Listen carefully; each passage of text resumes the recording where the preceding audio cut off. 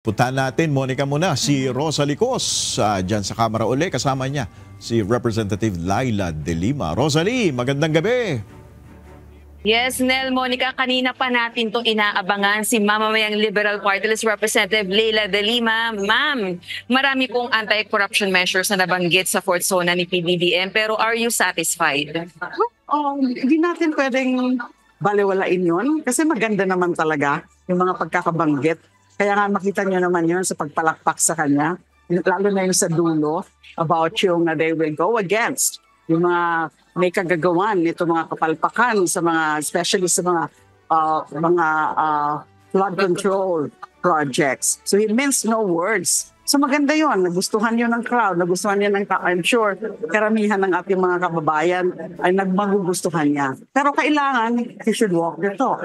Kailangan ipakita talaga niya at sa kanyang administrasyon na seryoso sila doon sa mga binitawan niyang salita. You know, that was pretty strong. At it was saved for the last. The best was saved for the last.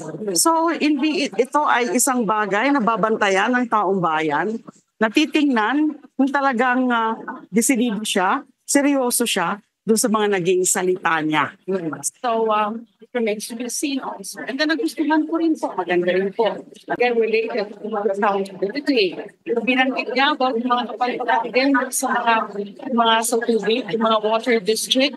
Kasi ang dami ng reklamo tungkol dyan na wala daw mga Tulong sa gripo. Sa gripo, kung may tulong at mga matulungin. So, nalaman niya yun. Kasi talagang malawakan yung mga naging complaints about that. So, we also warn those responsible sa water districts. So, ganda yun. And then yung tungkol sa law. Diba? Kasi nga nagkaroon ng case before this month about certain alleged anomalies with the purchase of laptops. So, sabi niya, no more anomalies when it comes to laptops. So, yun ang mga ilan sa magagandang ubanggit niya. Ang iba na yung mga positive sa agriculture, sa health, education. Yung iba, paulit-ulit na lang yun. Sinasabi, there would be more classrooms. Wala na dapat shortage. Pero wala seryosohin. Sa PhilHealth lang. PhilHealth, parang mahirap paniwalaan na ganun na pala.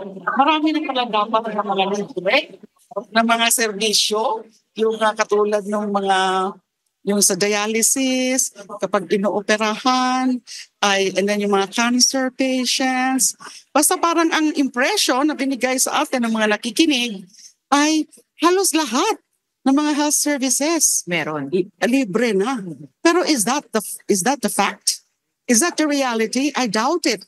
Kasi marami pa rin nagrereklamo tungkol doon.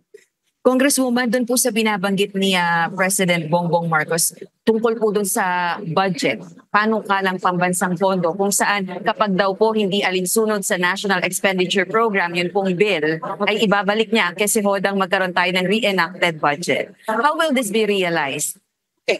Okay. Ang tingin ko dyan, good and not really good in the sense na, alam naman natin na it's the Congress which has the power of the purse. Pero, I think malinaw naman yung sinabi ng Pangulo na hindi niya magugustuhan kung pakikialaman yung nasa NEP na mga, lalo na yung tungkol sa mga nagiging usual source of corruption. Diba? Yeah. I think pipili lang siya. Titingnan niya.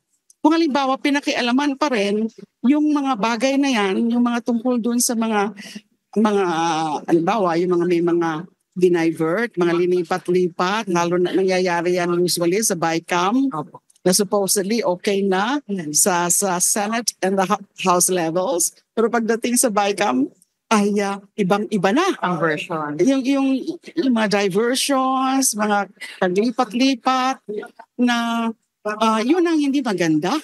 Yun ang hindi maganda. And apparently, it's evident actually na nakarating din sa kanya yun. In other words, hindi niya talaga nagustuhan yung GAA ng 2025. Remember, ang daming naging issue dyan. And in fact, an economist, si Professor Chelo Magno, described it as the most corrupt budget in recent history.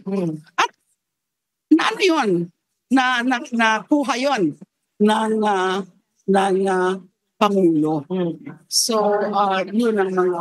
Paano po ba yun magmamaterialize? Kailangan po bang baguhin ng Senate at ng House yung rules sa Bicameral Conference Committee para maging public yung pong BICAM? Yes. In fact, we are planning to really file a resolution. Some of us already in the opposition. Meron na ako nakitang umikot na draft na resolution about that. Yung open BICAM, dapat may transparency. Tsaka rin i-report detalyado. Ano yung mga binago doon sa BICAM level. Ma'am, sorry po to ask this last question. Kayo po ba ay magiging leader sa minority bloc? I'm just waiting for any information about that. Although ang pwede kong mai-report sa inyo ngayon, and I think alam nyo na yan, na we already elected, chose, actually unanimous. There was no, katulad din yung sa speakership, walang ibang in-endorse, kundi si Representative Marcelino Nonoy Libanan, the minority leader of the 19th Congress. So, na-elect namin siya. As to whether or not sino-sino yung mga magiging senior minority leader or deputy minority leader or leaders, I have no idea yet.